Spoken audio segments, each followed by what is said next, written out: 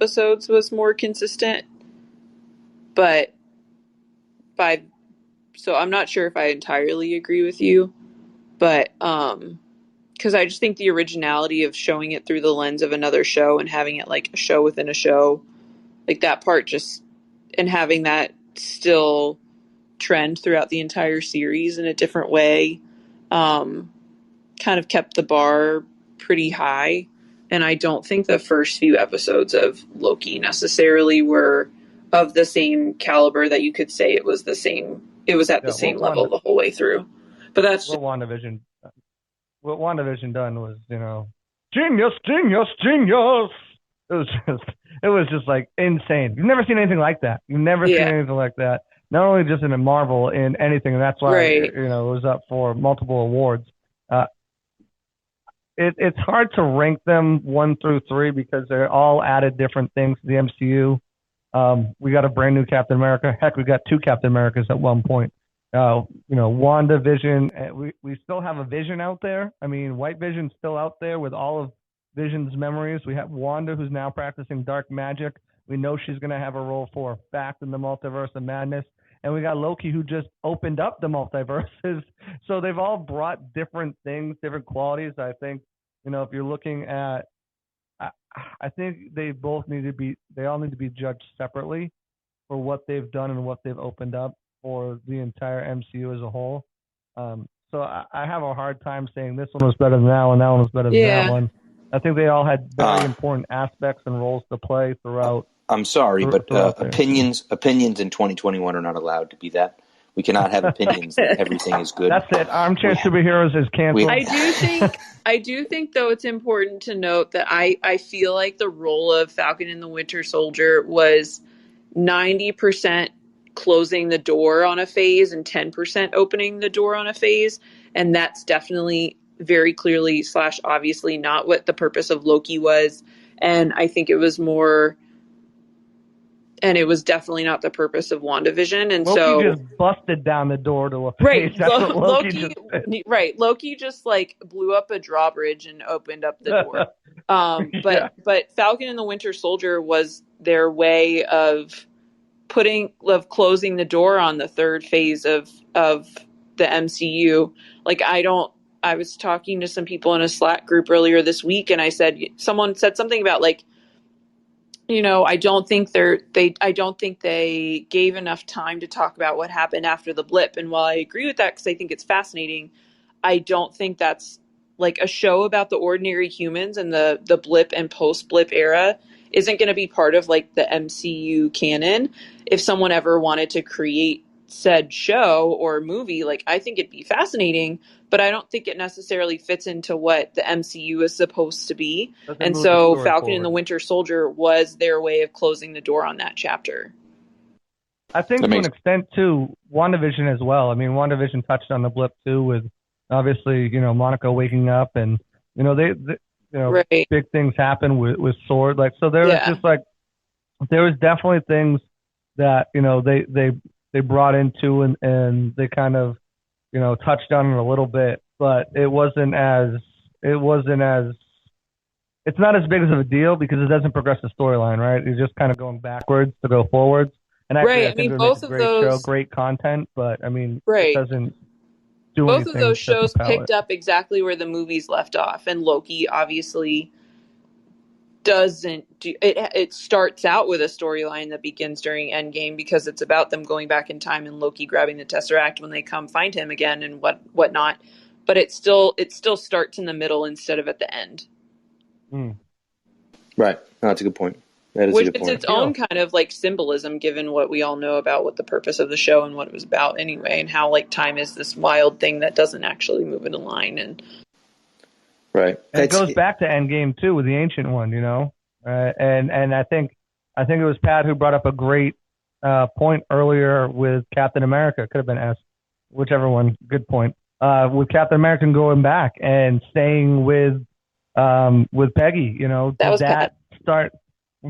that start to mess with the timeline as well? Because remember, when Loki gets picked up, it's after the Battle of New York, which is technically 2008 or 2011. I don't remember when the movie came out, but so like, it's interesting how that all plays in, if that all played into effect, a part of it as well. I don't know. It's crazy to divulge into time without more information from Kevin and Marvel Studios.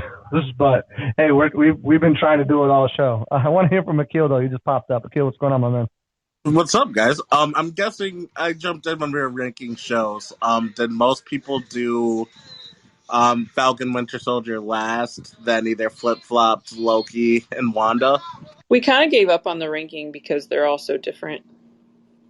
Yeah, yeah, that's fair. I feel like Loki's just the best to me, though.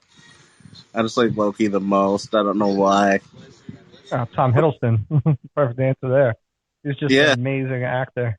Well, I think too. I mean, it really gets to personal preference at that point. I do think what Emily kind of said, which is the Falcon and Winter Soldier was kind of closing the book on phase 3.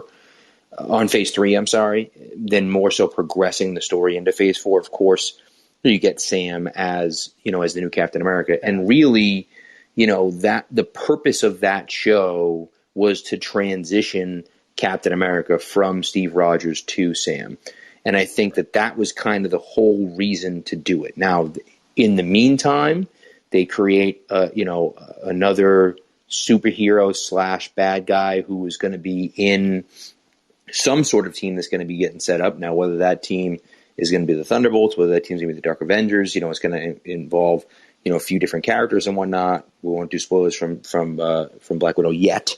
That'll be next week, but so it might include some different characters in there. But then also it's like, okay, beyond that was really it. It was like, okay, we have him. The hell was his name? No, that was his name. Not Captain. Who are you trying to identify? Winter Soldier. No. The dude. Patriot. Isaiah Bradley. Yeah. No. No, Patriot is one of them, but the main guy from the show. Who was US Captain Agent. America? U.S. Agent. US Thank Agent. you. Couldn't think of his friggin' name. So yeah, U.S. So they introduce U.S. Agent and they make Sam the new Captain America, and that's really the purpose of the show. And I thought there were some really good episodes, and there were some really poignant scenes, and it was very emotional. I thought, but when you talk about the scope of what a show can do and how good a show can be, it doesn't really compare to the other two shows. I mean, it was a good show, but it just doesn't really compare to, in my opinion, at least. I think too with WandaVision it was more centered on her and her grief and her evolving as from Wanda Maximoff to the Scarlet Witch, right? That was her progression from moving from, we all called her the Scarlet Witch, but she was never called the Scarlet Witch. She was Wanda Maximoff, and that was her progression, her transformation. Working through her feelings, working through her grief, her emotions, and becoming who she's going to be, in the MCU going forward. So, I mean, while her show was amazing too, it kind of did the same thing as Captain America, Falcon Winter Soldier, setting up the new Captain, his transformation from being Falcon to Captain America, while Loki, as M so eloquently put it, blew up a drawbridge and banged open a door into what phase 4 is going to be and what it can be, and the possibilities now are endless. And we've spent over an hour now talking about the possibilities that could happen from the events. And it's really the first thing that's kind of, really played a huge, huge ordeal. Not that Captain America, a new Captain America and, a black Captain America at that isn't a huge ordeal, but in the scope of what can, happen now with multiple timelines and, multiple characters coming back or variations coming of different characters coming through and setting up the Fantastic Four and setting up the mutants and setting up everything, Loki just, it just started this tidal wave of obviously theories and obviously, things that could potentially be in the MCU going forward. So, I mean, at that, it's probably, I would say, the best, just because, I mean, look how much time we've talked about what could happen. We talked about what Wanda could do and what could happen, with Captain. But I mean, we've spent an hour talking about what could happen, how does this play into this? How does that play into that? I mean, there's just so much to divulge from this one episode, this one 45-minute episode, than there was from anything that happened in either of the shows or in prior episodes of this show. Right, and it's so true, and you know, and Emily just mentioned in the chat, but Michael was talking about it in the chat as well. Like these three shows, you know, not only were they telling stories, but they were also talking about very specific things. Right, WandaVision was talking about grief and kind of the way we deal with grief and the way that we see ourselves and whatnot. And then Falcon and Winter Soldier was dealing with a lot of social issues that are going on right now, you know, in our country and in this world. And then, of course, Loki is talking about time, but then not just about time, but also about the idea of free will and, you know, what we can choose to do and what is preordained for us. And, you know, and I think that a lot of that, too, then comes in with nature versus nurture, right? Like, are we predetermined or predisposed to act a certain way, right? Can we change who we are, right? And so, and that's a big theme in the show as well. And of course, they play with time so much, but you know, a big theme in the show is also like, you know, can we change the person that we are, and are we comfortable being the person we are? And if we're not, then we can you know, do we have the power to make that change? Or are we able to make that change, right? And so, you know, they kind of look at a lot of these different issues. So it is interesting the way that... It also drops the big Pride Month, you know. They did. You're right about that. You know, having the first two bisexual characters in the MCU, in Sylvie and Loki, or Loki and Loki? Loki and Sylvie? Sylvie and Loki? Whichever way you look at it. Right. But I mean, that was a big thing too. Yep. No, very true. That's very true. I think also there was a little bit in a way when it came to like talking about if things are predestined and the way that characters talked about the timekeepers. There was also almost this sort of commentary on the concept of religion also, which was interesting in Loki, but it was really much more subtle than the other themes that were going on.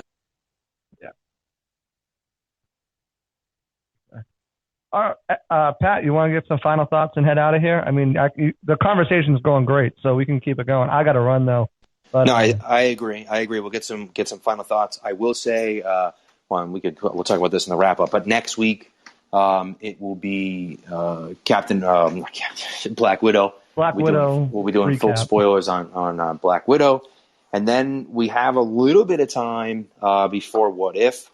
So I don't know if you guys are into horror movies, but I really enjoyed the Fear Street trilogy. I thought it was awesome.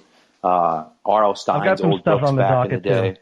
So you know we'll be doing some different things here and there, and not just talking Marvel. Maybe branching out a little bit in the coming weeks. But DC stuff. There's definitely some shows that are coming out. The Suicide Squad's coming out soon, isn't it? Yeah, and I got some rumors and stuff I've been looking up too. Some rumors going around on some things that could happen in certain movies, certain things going forward. Who's going to be cast as what's going on, so we can get into some of those stuff too. So yeah, there's definitely still a lot to talk about in the superhero world. Where there's stuff coming out about the next season of The Boys, Invincible. So there's all sorts of different stuff. We never even touched on Invincible. We could go back and do that as well, even though it's kind of older now. But I mean, we never did. You're right. We got content. So we're good. We got tons of stuff. You got anything to add before we kind of wrap up the Loki series? I'm just excited. I have no idea what's going to happen, and Marvel done it again. That's it. It's short and sweet. The one thing I'll say is, man. Oh boy! I feel like right? Like I'm a huge DC guy at heart, especially as a kid. I grew up on the DC stuff, and it's so tough for me. It's like bittersweet to see Marvel just nail it, knock it out the park every single time. Execution is flawless, and then DC just kind of like that kid with the science experiment that just messes up every single time, like he's like, no, I swear the volcano erupts. I promise you, one of those. That's what DC feels like. So we got Titans. Yeah. We do got Titans season 3 coming up soon. I know. And Suicide Squad seems like it might be better after James Gunn. So I don't know, but You know what? The biggest issue, right, is